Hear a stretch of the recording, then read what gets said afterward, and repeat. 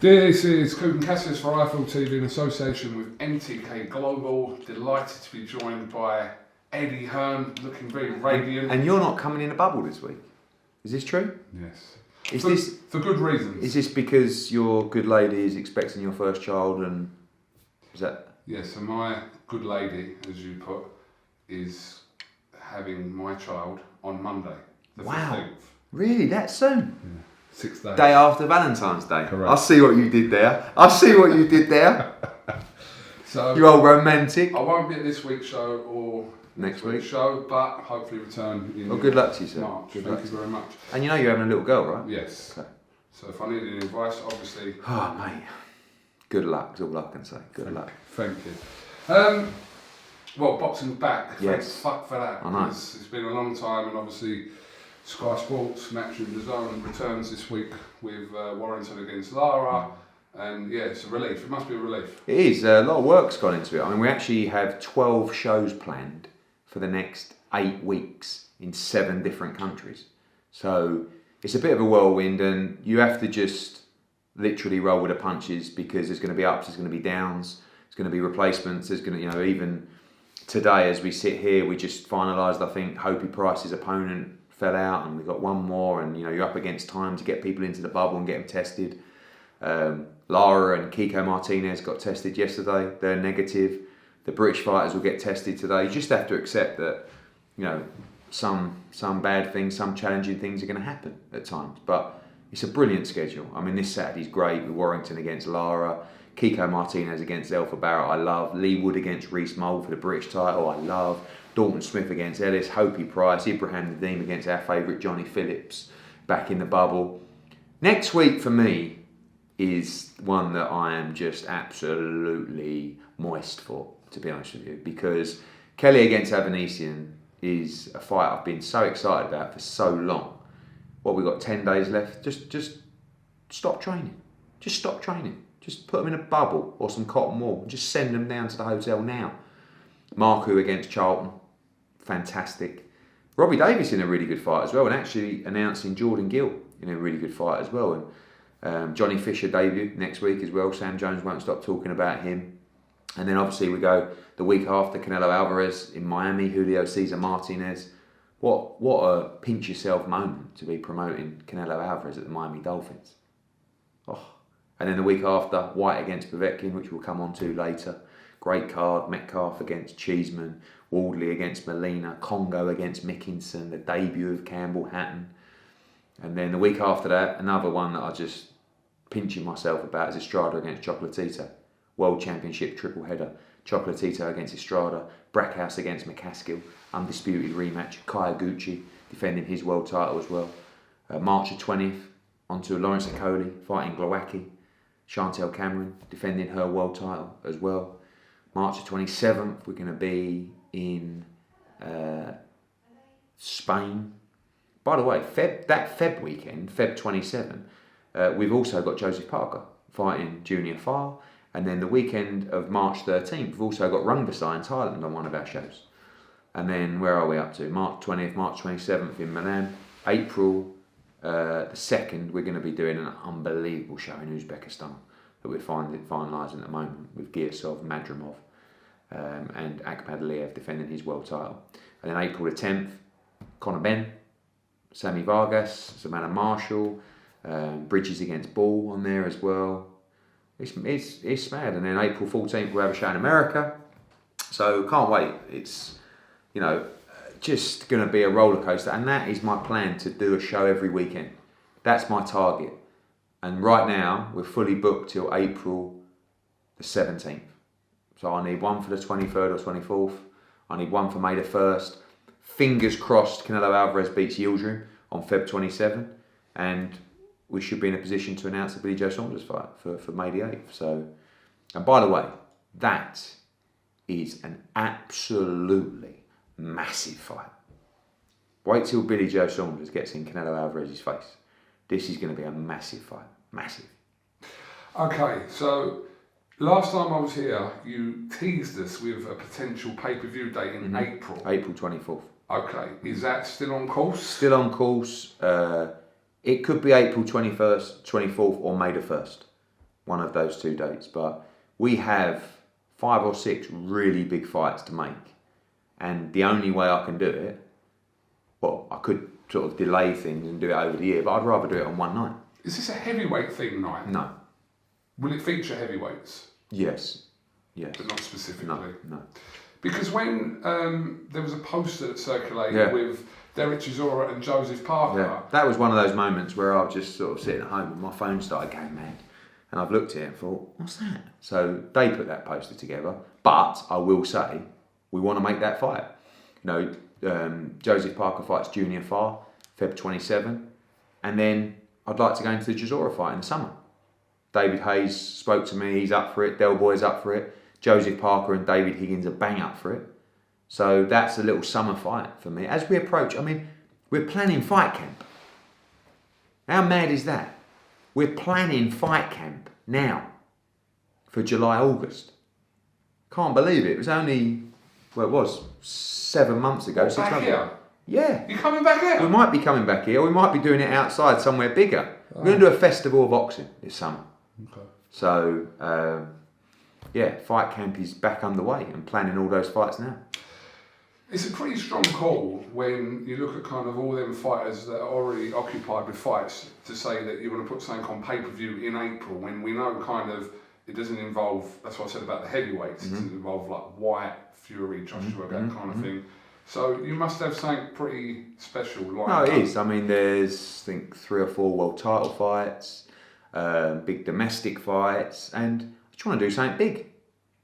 You know, I mean, we're long past the point of, you know, me worrying about arguing with people on what's pay-per-view and what's not. Our form has showed that we're right, but ultimately you are the customer and you're always right, and you will decide whether to buy it or not. So I just feel that, you know, we're in a stage in April where April 24th, May the 1st, where will we be at with crowds? I'm actually quite hopeful. We certainly won't be anywhere near full capacity. But I am hopeful that we can start getting people back. But we've said that before. So right now, I just need to plan a schedule and deliver for our fighters to mean that they can plan their futures. And one thing that Matchroom has delivered consistently across the pandemic is delivering for its fighters, providing consistent dates, providing opportunities to advance your career. And the work we've done in the pandemic has been unbelievable, especially this run. No one's doing it like us. Let's not fuck about. No one's on the same level. You know, maybe you might do a show or 2 in your own country. We're doing 12 shows in 8 weeks in 7 different countries. This is the biggest year for Matchroom ever, and we are going completely global. We are completely taking over the sport, and we're doing it in a pandemic. And when we return to normality, as Warren Buffett says, when the tide goes out, you get to see us swimming naked. And everybody who hasn't been running a proper business will be getting found out during this period. And good news for us, we have good news for our fighters. We consistently provide you with opportunities. And I feel like the momentum that we've had for boxing during this period has been fantastic. And thank you very much. I haven't spoke to you on camera for 11 days. Ooh. So in that 11 days, as in regards to AJ Fury, what has happened? Do you know what? Bob phoned me 2 nights ago. Eddie, I think you should stop talking about Fury Joshua. I said, what do you mean? He went, well, because you're talking and then Frank's going to want to talk and I'm going to have to say something. I thought, you got a cheek. You're telling people the site deal's already confirmed. What's it? No, but let's just go quiet until, you know, we sign the deal and we all announce it together. And I sort of said, oh, Bob, wait. But I told you, Bob phones me up and tells me what to do. Like, I don't know. Do you listen to Bob? I respect Bob. So that's not you listen to him? No, I don't have to listen to Bob, but I respect Bob. So I don't, you know, start pulling faces down the phone. I listen. I digest the information or the instruction sometimes and decide what I'm going to do. And I agree. To be honest with you, I don't really want to talk about the fight because I keep saying the same thing, don't I? 2 weeks, hopefully it'll be done. And so I don't want to bore people, but at the same time, when I'm asked about it, so I said to Bob, I'm getting asked about it 20 times a day in interviews. What do you want me to say? Just say, I'm not going to talk about it. Like, you can't say that. So what I'll tell you, and I don't think we should go too deep into it, is we've sent the contracts, we've had minor requests for changes, which all seem a reasonable discussion, and hopefully we shouldn't be too long to go before an official announcement. Still some work to do, but we're close. So can we move on? Because otherwise he will tell me off. Sorry, Bob, but no, we can't move on. Venue-wise, is there a front runner that's emerged from the numerous countries? What we want to do is we want to get this thing signed. We want to let all you wonderful people know that the biggest fight ever in boxing is on. But surely that's got a big thing to do with it where it is. Not in terms of the deal for the fighters, right? Okay. So ultimately the fighters will have to approve or be happy with where it is. But we want to say the fight is done, the fight is signed, the fight is happening. And then everyone can get excited. And then I don't want to go out and start having millions of meetings with people before we even have a fight. You know what I mean? So let's get the fight. Let's know that we have an actual product, an actual fight to deliver for these people that we're talking to, and then we'll finalise the site. And we're still targeting around late, late May. June. June. Okay. June the what? Oh mate, just leave it. Because then it'll be like, because all you lot, you just take bits of the thing, don't you? Yeah, you. What percent do you give, Ed? I know. 80. Hearn, it's 80% done. Then Bob will phone me up. I told you to shut up. What's this 80%? So like, yeah, just leave it. But in a nutshell, in layman's terms, things are progressing well. Yes. In layman's terms, things are fine. Okay. You know, yeah. Okay, good. I've got such a big mouth, I can't help but talking, but, you know. Don't upset Bob. All I can tell you, all I'll say is this. I'm doing everything in my power to make sure this happens. And I believe others are too. So, one more thing about AJ Fury. So, you're talking to Joshua regularly. I know you like to drop that in every coming in here tomorrow. Yeah, I'm talking to Josh. I talked to Josh last night. No, he's coming in here tomorrow.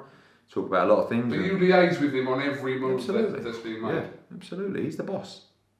You know, I always say, I work for the fighters.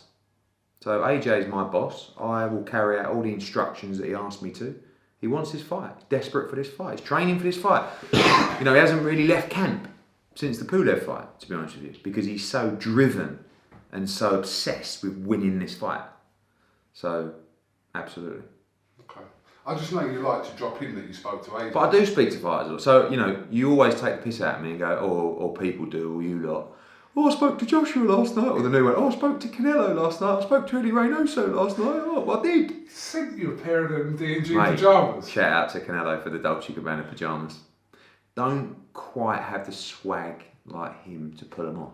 Have you worn them since the picture? Yeah. Do you think I should wear them at the next fight at the weigh-in? 100%. Leave your comments in below. Yeah, okay. I will. Eddie, can I get a reaction and a response to you to the BBC Panorama documentary which aired a couple of weeks ago, centred around Daniel Kinahan, the boxing advisor? What did you make of it, first of all? I mean, listen, we never like, any negative press for the sport. I did like the labelling of me the most powerful man in British boxing. Thank you very much for that. I did provide him with a statement, and that statement is quite simple. We have no say over who a fighter appoints or represents as the manager or as advisor or part of their team. That would actually be a conflict of interest for us as promoters. So Daniel Kinahan represents a number of high-profile fighters in the world. I've known him for a number of years. I've made fights with him. All of those deals have been positive. And we just want to move forward and keep making great fights. I'm focused on our business, what we're doing, and when we're instructed to deal with any individual that represents a fighter, we will do so to make that fight. So, yeah, I'd rather focus on the great schedule moving forward, trying to make the biggest fight in boxing, and keep moving the sport forward. Which is pretty much what you've said all the way along anyway, isn't it? Yeah, I don't know what else to tell you. I mean, as I said, I keep providing these statements. I don't mind answering questions on it, but I want to focus on what we're doing and the great moves and momentum we're forcing for the sport of boxing. So that's what we want to talk about. And again, we've got a schedule coming up where I feel like it's the best schedule boxing's ever seen. So my plan is to keep pushing the sport forward globally, and that's what we intend to do. Just coming back to your mate Canelo, your bestie, you got his phone number on your phone.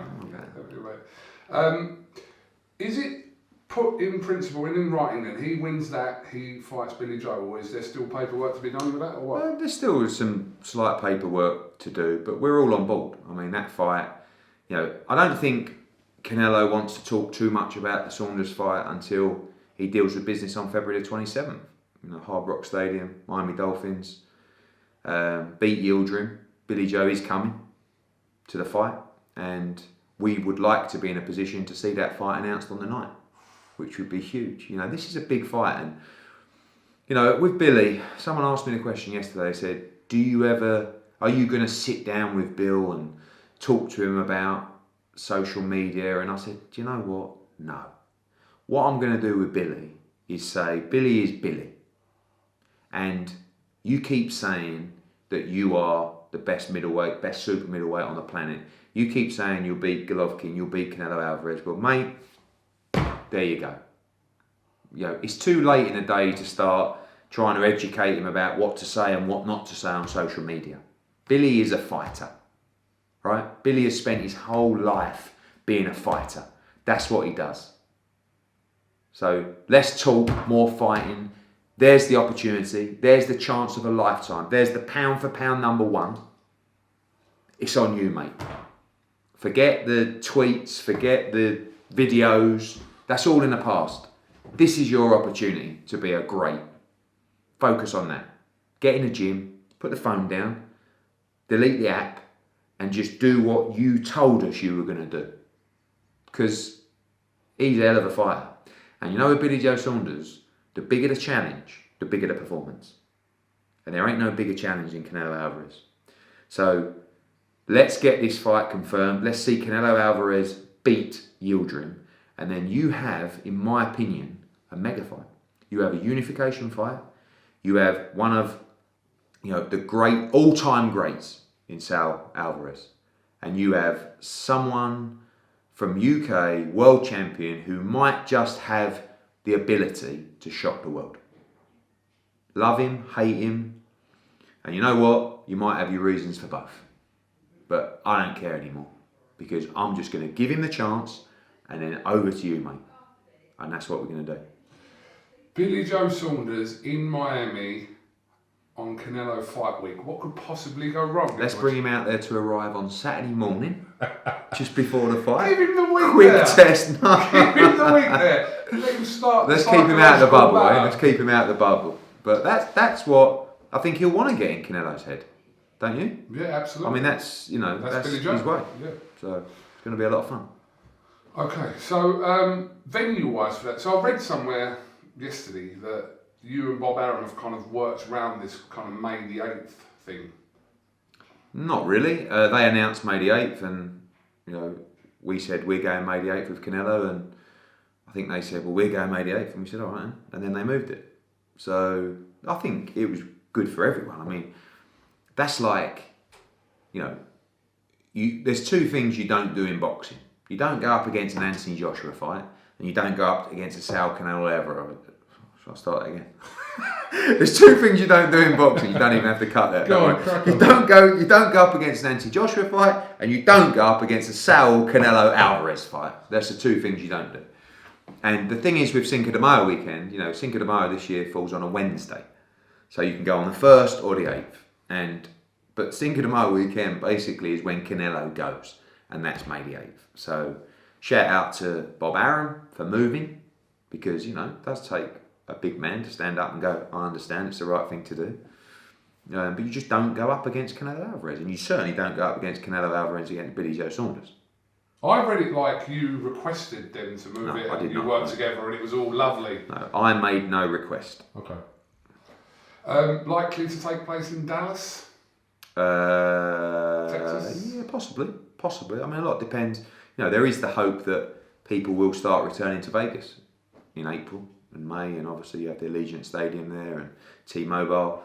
Dallas would be great at the Cowboys Stadium. Just let's get Feb 27 out of the way. It's going to be good. Dillian Whyte, rematch with Povetkin. Obviously, you've announced the first 2 shows of Five Knuckle Shuffle to take place at Wembley, but after that, we're still unknown. Are you still working on a venue for that? Yeah, I mean, we do have some international options for that fight as well. Obviously, it's tricky with Dillian training in Portugal. That's been put on the red list, so he would have to come to the UK at the moment if there wasn't an exemption for elite athletes 10 days before and stay at a government hotel. Why have they changed that? Change what? Have they changed the exemption rules for elite athletes? In red list countries, right. Yeah. So that's the conversation we're going to have with DCMS. And if they won't allow Dillian to either come a little bit later or to isolate on his own in our bubble, then we may have to, we've got 2 options, move the fight internationally, or Dillian comes home early, or Dillian goes to Spain to train and isolate there before he comes back to the UK. So at the moment, everything's up in the air in terms of where that will be, but we will make a decision this week. Okay. So, but regardless, that fight, March the 6th, that's it. happening. Yeah. Wherever. That's on. Yeah. Okay. We'll do it around your gaff if you want, Coop. Oh, mate, thanks. No. So what was your thoughts on this situation that's kind of evolved this week again between Deontay Wilder and Mark Breland? Oh my God. I listened to Deontay Wilder's interview last night. It was so bizarre. I don't like it really. Do you know what I mean? Because I think Mark Breland, by the way, Mark Breland, for a lot of people who probably are a little bit younger than me, you probably never got the chance to watch Mark Breland fight. What a fighter. What a fighter. And a good boxing man. Do you know what I mean? Like, he's dedicated his whole life to the sport. And I kind of feel a bit bad that he's kind of ruined his legacy. Do you know what I mean? Like, in the future, when you talk about Mark Breland, you wouldn't be saying this guy was WBA world champion and what a great fighter and he was a good trainer. You'd be saying, oh, this is the guy that Wilder accused him of spiking his drink. You know what I mean? And I just feel that. Go and listen to that interview from Deontay Wilder last night.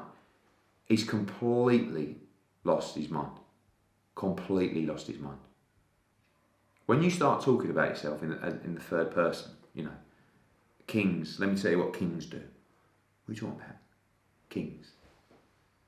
Yeah, kings, because I'm a king. You're not king, mate. You've got to be. You could become king, but you're not at the moment. And, you know, he's like, well, the reason that Mark Breland is doing this, and I've thought this all along, he's actually jealous of me. So what, he threw the towel in and he spiked your drink because he was jealous of you.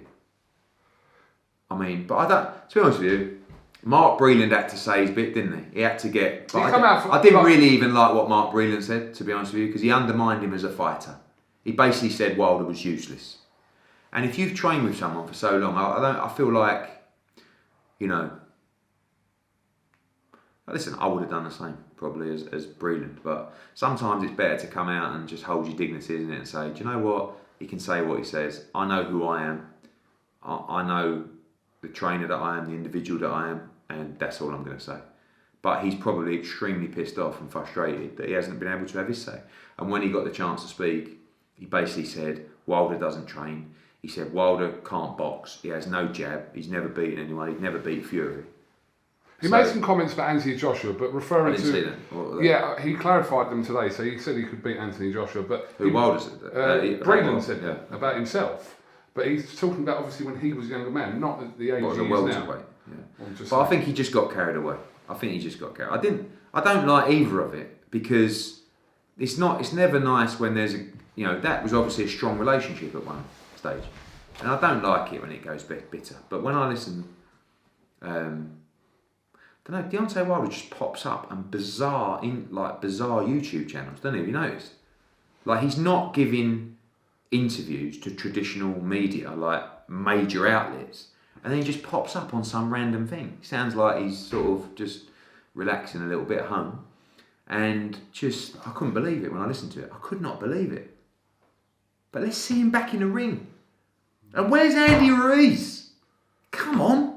I love Andy Ruiz. I think he's so good to watch. You know what I mean? So exciting. And Wilder's so exciting to watch as well. You've got the biggest fight in heavyweight boxing, one of the biggest fights in heavyweight history trying to get made. But let's get the other ones, Usyk Joyce, another great fight. Deontay Wilder, Andy Ruiz, Dillian Whyte against Povetkin, Parker against Farr, Chisora against Parker. Let's get them moving. Hrgovic, Hunter. Where's Michael Hunter? You said you'd box for free against Dillian Whyte and Tyson Fury, but when we made you an offer to fight Filip Hrgovic, you didn't even reply. So, come on. Let's make the fights. But I really want to see Wilder back. He's great for boxing. And so's Andy Ruiz. He was being linked with a fight with Charles Martin. Who? Wilder. That's all right. Yeah. Good fight. Charles Martin can fight. I know AJ cleaned him out in 2 rounds, but that was a great performance. Charles Martin can fight. That was a while ago now. Yeah, but still, he was a good fighter then. He's a good fighter now. Yeah, but Charles Martin might beat Deontay Wilder. You believe? Yes. Fucking at the moment, you might beat Deontay Wilder. All right, now we're going. No, actually, that was a bit silly, but I might. No, definitely silly. Definitely. But he just listen to the interview. I've only read the quotes from it. I haven't listened to the actual interview. I didn't actually know where it was. I played it last night, right? I got into bed and I was just going through Twitter and I saw the interview and I just played it and I listened to it for 2 minutes and I could not believe what I was listening to. All right, well, everyone give that a Google. I'm sure you'll find it. Eddie, what's the situation with Haney? So Haney, the WBC are about to order the Ryan Garcia fight, but Ryan Garcia's made it pretty clear he wants to fight the whole world apart from Devin Haney. So for Haney, he does have a mandatory of Javier Fortuna. Maybe Ryan Garcia might look at that fight as well. The Linares fight is a fight that I would love to make for Devin Haney. Love to make Teofimo Lopez. He's got a purse bid coming up with George Kambosos, which obviously we'll be bidding on. And yeah, Devin's ready to go, looking at the end of April. He's just started getting back into training now, back into camp. Needs a big fight. Can I ask you about who you recently done a podcast with? Because I do want to talk about him. Jake Paul? Yeah. Yeah. How did that go, first of all? It was good. I've seen a bit of a different side to Jake Paul, and for my upcoming podcast, which is BBC No Passion No Point, actually big news coming out about a new 2-series deal. I actually quite like Jake Paul. You've spent a bit of time around him, haven't you? And he's not. I said in the podcast, I said, you have to understand, you basically come across like a right helmet. Did you actually use the word helmet? No, but something along those lines. You should have used the word helmet. Yeah, but he probably wouldn't know what that meant. That's fine. But he basically said in a podcast, that I'm doing that to attract attention. I'm doing that to wind people up. I'm doing that to make noise. This is a guy, his whole life is dependent on views. A bit like you, actually. This is another thing you got in common with Jake Paul. But I said to him, the biggest question which all the fans want to know about, I shouldn't give you the exact content of the podcast, is why do you wear 2 watches? Do you know what I mean? Of which he said that he wants to know what his girls are up to in New York and what his girls are up to in LA. And I was like, so but it's working. Do you know what? I'm going to put it out there now, right? Go on. I quite like Jake Paul, and I think he's all right for boxing. Do you know what? He's training like a fighter. Agreed? Right? In camp, sparring, doing all the right training things. with people who know boxing. Proper fighters. Yeah. No, and was it BJ Flores and those guys, right? So, okay. Now, the Anderson Gibb fight that I done, right? Okay. Was a bit Mickey Mouse. Gibb got ironed out in a round. But I said before, Jake Paul can fight and he can punch, right? You can't really class that as a serious fight. Right? And listen, I done it, right? Nate Robinson, okay? Athlete, trying to be a fighter or trying to have a fight.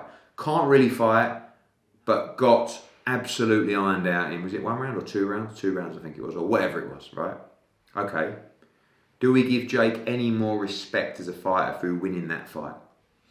No, but he's certainly explosive and, can look after himself. Now he fights Ben Askren, right?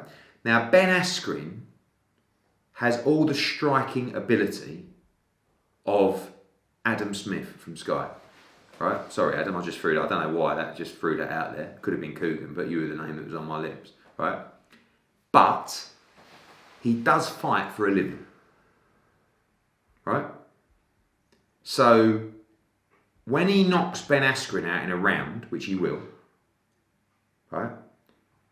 At what point do you say, actually, this guy ain't bad? Now, when I say I don't mind him and I think he's okay for boxing, it doesn't mean that I don't accept that when I watch him in these videos, I either think he's bang out of order, he deserves a slap, or he's a right helmet. Because I do have those feelings when I watch him. But people are watching. People are engaged. And he will fight good fighters as he progresses. Do you understand what I'm saying? So I don't mind him. When there's a YouTube exhibition, and it's a YouTube exhibition, him v Gibb, just two YouTubers having a scrap. Do you know what I mean? But when you start fighting UFC guys, when you start, and then next, you could be fighting a bigger name UFC guy or an MMA guy. You know, who's the other guy who has all his beef with? Dylan Dennis. Yeah. You know, these kind of people. That's. But don't people want to see him in with a boxer? But I believe that will happen. Yeah. But if there was a fighter coming out, Coog, and making his debut, you wouldn't stick him in necessarily in a 50-50 fight for his debut. So this guy's beating Gibb, again, it was what it was. Nate Robinson, step up, it was what it was. Askren, at least he's a UFC fighter. Like I know I'll get a lot of heat from people who can't say. When I said I put a thing out on my thing, didn't I? So I'm interviewing Jake Paul tonight. Any questions? Oh mate, most of them was telling me he's an absolute, you know. But what do you think? I don't mind him. I think he does overstep the mark, but then so do a lot of people I know. So we might talk about that. But no, don't get me wrong. I thought the video about Conor particularly was bang out of order, yes, and he deserved to get. But he deserved to get a slap if someone see him. But he don't care. I mean, what's he done now? He's gone on Instagram. He's deleted all the people he's following, and he just follows Triller and Ben Askren's wife. I mean, again.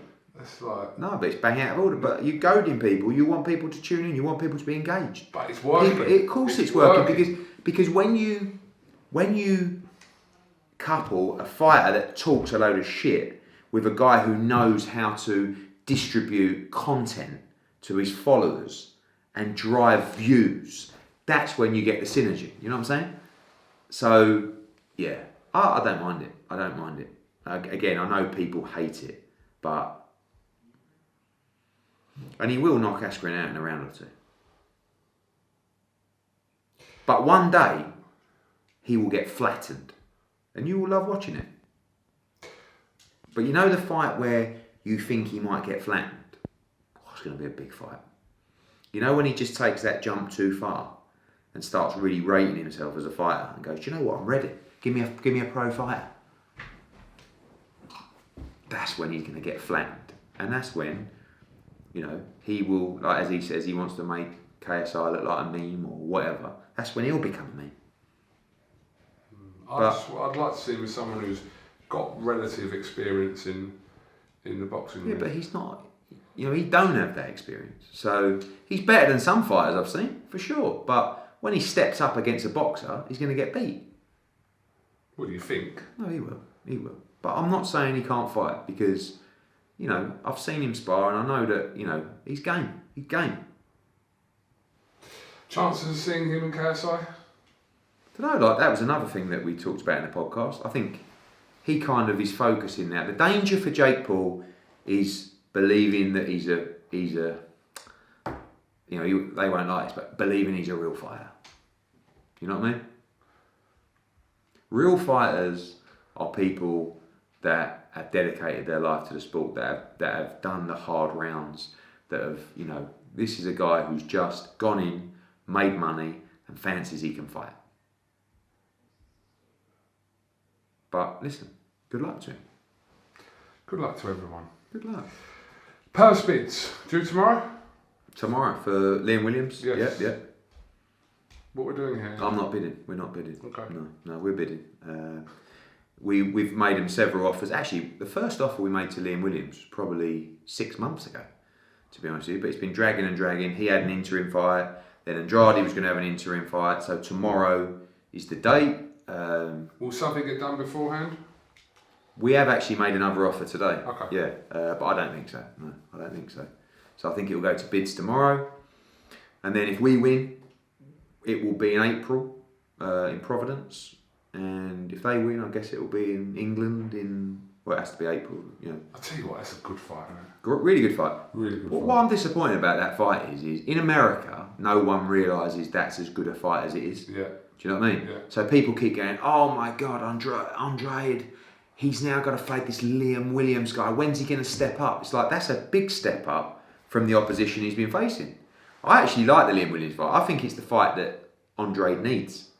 Because I like Liam Williams, and he's going to come in, you know, with his Swansea swag and stick the nut in at the presser and all that kind of stuff. Going to go off. And he's another person that's good for boxing, Liam Williams. Very tough man, great in the build-up, and yeah, we'll see what happens tomorrow.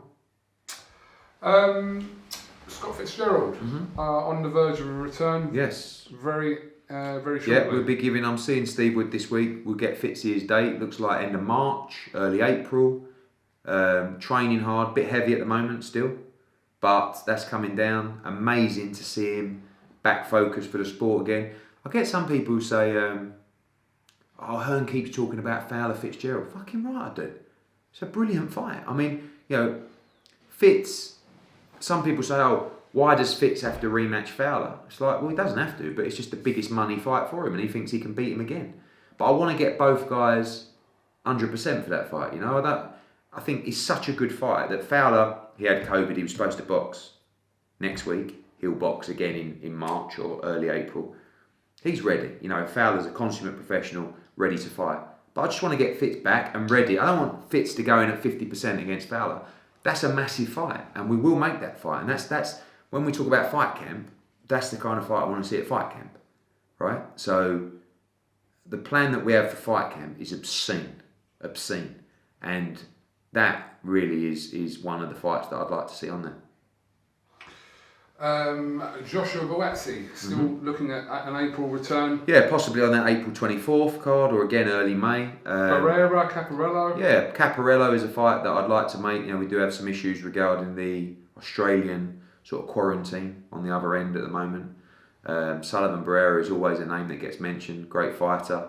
And, you know, I'd still like to make the Callum Johnson fight. That's still, I think, a great fight. You know, you've got a nice domestic mix at the moment, haven't you? With a great win from Craig Richards, really impressive. Anthony Yard is still a threat in the division for sure. Lyndon Arthur, Callum Johnson, Joshua Buatsi. So let's get him fighting. And Josh was a bit unlucky because the plan was to fight in December. He had, you know, a bit of swelling around that eye, couldn't get back in, and took a trip to Ghana during the pandemic, and now he's ready to go pretty much. So looking forward to putting a good plan together. That's what you need. You need a plan. You know, every fighter needs to listen to that and sit down to their team and say, we've got to plan the future. It's not just we'll fight here, then, you know, we might go on holiday or we'll do that. No, this is your plan for the year. And I can sit down with every fighter that I represent and tell them my exact plan for this year.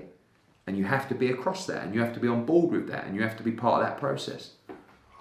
That would bang though, Buatsi and Callum Johnson. Great fight. You know, I haven't heard from Joe Gallagher on Callum Johnson for many months. Why don't you reach out then? I will do. Normally it's the manager pesting you, to be honest with you. But that fight is like... Great fight. And, you know, I offered Callum Johnson a fight for November. Because he's another one like Fitz. It wouldn't be right to put Callum Johnson in with Buatsi straight off the bat. He might take it, but you're not going to see the best Callum Johnson. I want to see the best Callum Johnson against the best Joshua Buatsi. That's what I want to see. You know, and to do that, Buatsi needs his fight. Let's run Callum Johnson out as well, and let's make that fight. That's actually another one I've got in my mind for fight camp. Take my money for that fight. I will do. That's a banger. We're going to see Daniel Dubois return to the ring. He's now being trained by Mark Tibbs, still managed by Martin Bowers, but yeah, a different move for Daniel Dubois. Good to see him back as well. Yeah, great. You know, another guy, we talked about Wilder, didn't we? We talked about Ruiz. I didn't mention Dubois, and I know he's got to rebuild, but he's another fighter with a load of potential in the division. glad that he's back, healthy, looking to fight again. I think he's great for the sport. So good luck to him. And Mark Tibbs, Jimmy Tibbs. Obviously the management's still there with the Bowers. Good team. Good luck. I think we want to see him back, don't we? Joe Joyce has taken over the mantle in that respect just now of that little group, I guess, domestic guys, and now Joe's broken out from that. But it'd be interesting to see who they put Daniel back in with. But he's a young man and he has a big future still. Liam Smith, you said you were looking for a big fight for him to be announced soon in we're Russia. We're working on that, trying to close off this fight in Russia. It's a good fight for him. I still want to make the Jesse Vargas fight. I still think that, you got Liam Smith, you got Kell Brook, Jesse Vargas, Amir Khan, Josh Kelly's fighting Avanesian, Conor Benn. What are you saying? Do we make Brook against Liam Smith? Do we make Josh Kelly against Conor Benn, or one of those guys against Amir Khan or Kell Brook? You know what I mean? I don't know. Just sort of playing all these things out. Have you spoken to Kell Brook recently? No. We messaged each other after the Crawford fight, but I think if he was to fight again, I guess he would want the biggest fight that's available to him, and that would still be Amir Khan. Have you spoken to Amir Khan? Not recently, no.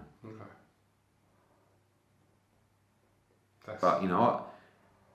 But when I look at that, I know Kelly's got a really tough fight against Avanesian, and Connor's got a tough fight against Vargas, but I do really love Connor against Josh Kelly.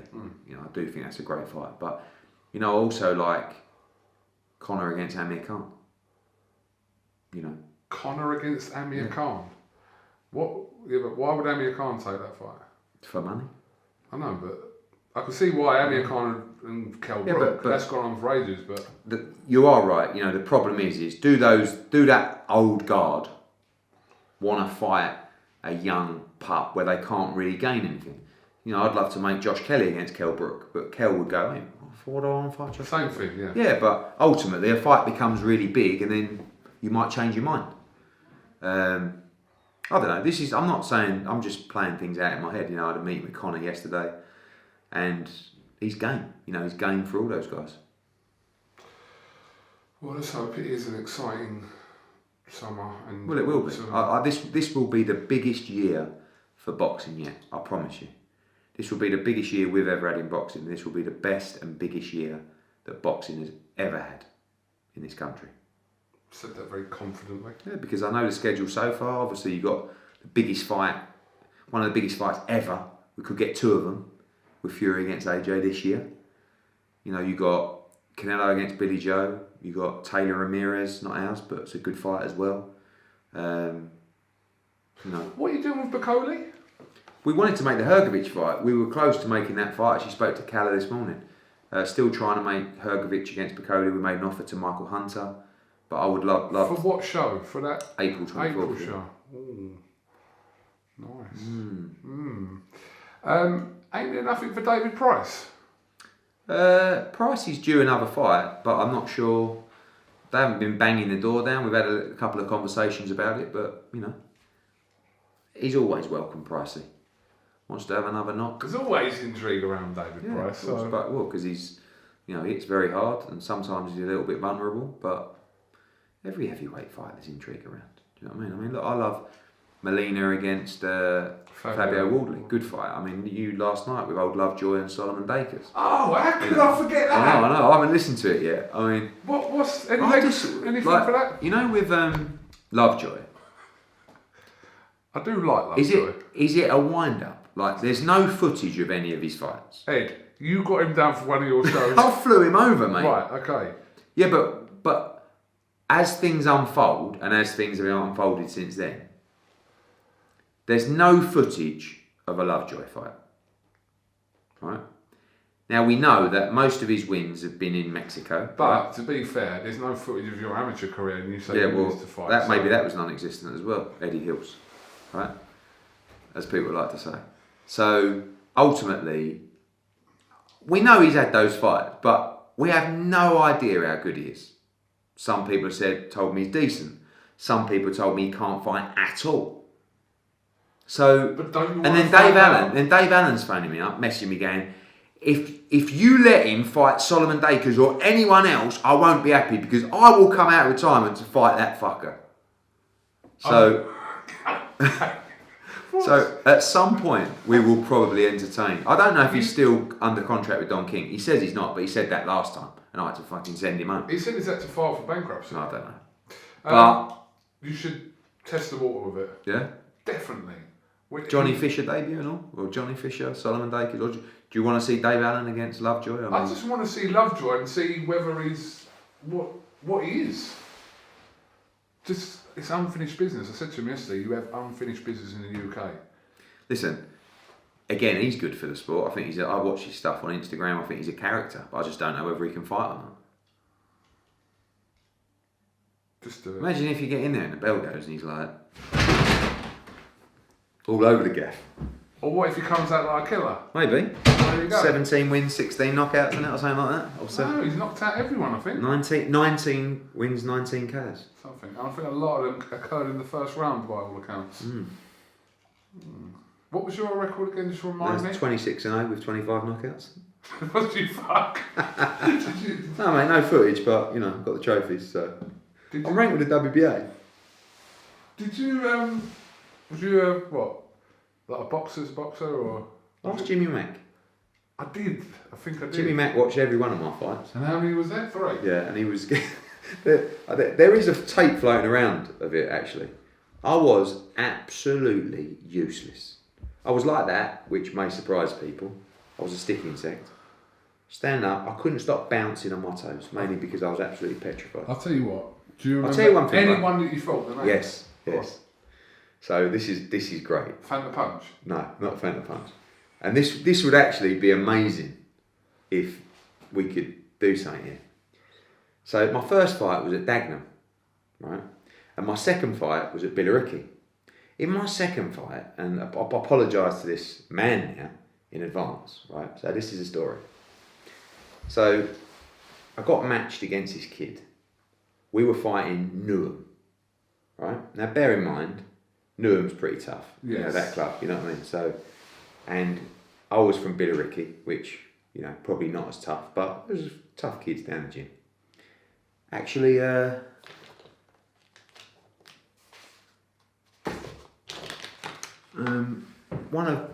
kid who I used to train with at Billericay came in the other day.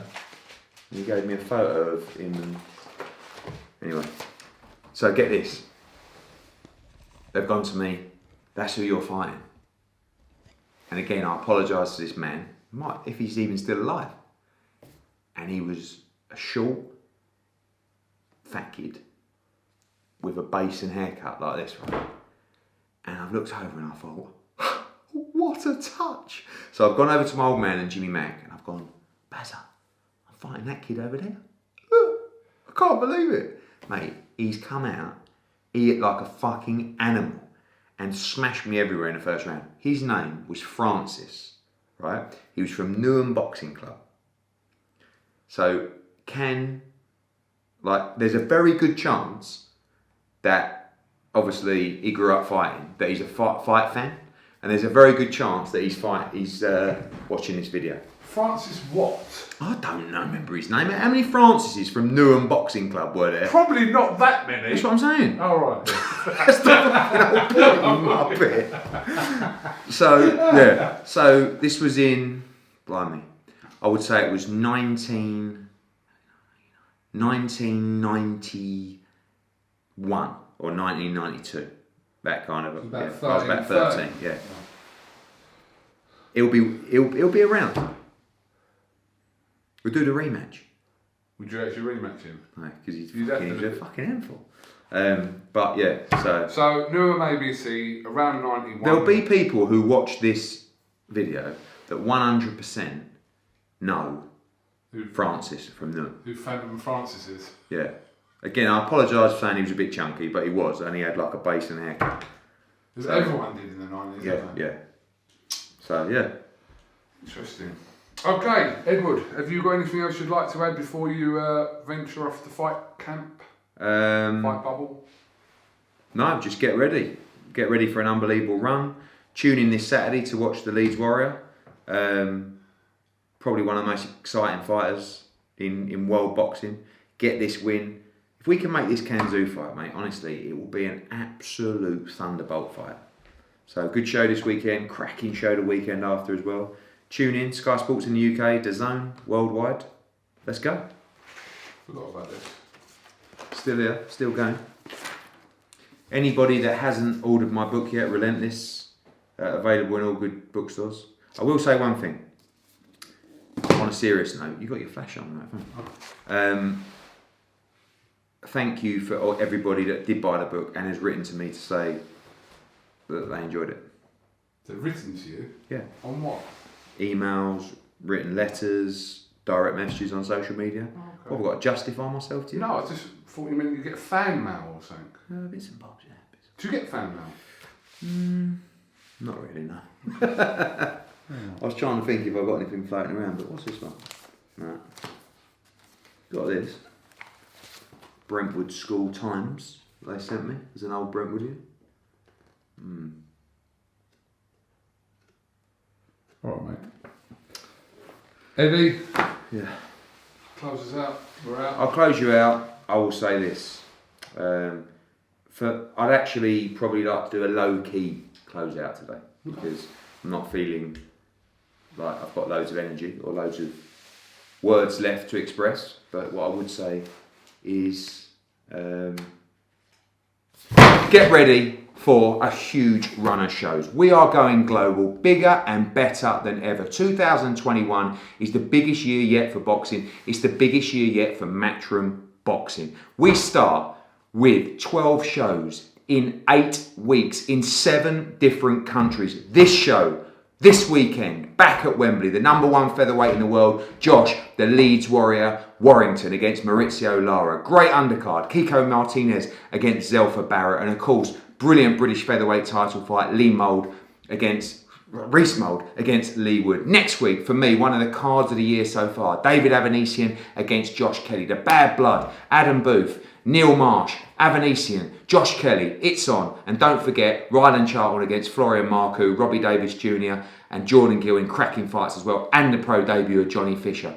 The weekend after that, Saul Canelo Alvarez against Avni Yildirim, his mandatory challenger, at the Hard Rock Stadium in Florida, the home of the Miami Dolphins. Can you believe we are promoting Canelo at the Miami Dolphins? Let me have some of that with Julio Cesar Martinez, for me, a future pound-for-pound star defending his world flyweight title fight on the undercard. Also, same weekend, we have a show with Daniel Scardina in Milan. We also have Joseph Parker against Junior Farr. What? The all-New Zealand heavyweight clash that will see either guy going to the top 5 in the world? You'd like to think so, wouldn't you? Then, the weekend after, does it get any bigger? Whyte against Povetkin, the rematch. Absolutely must win for Dillian Whyte.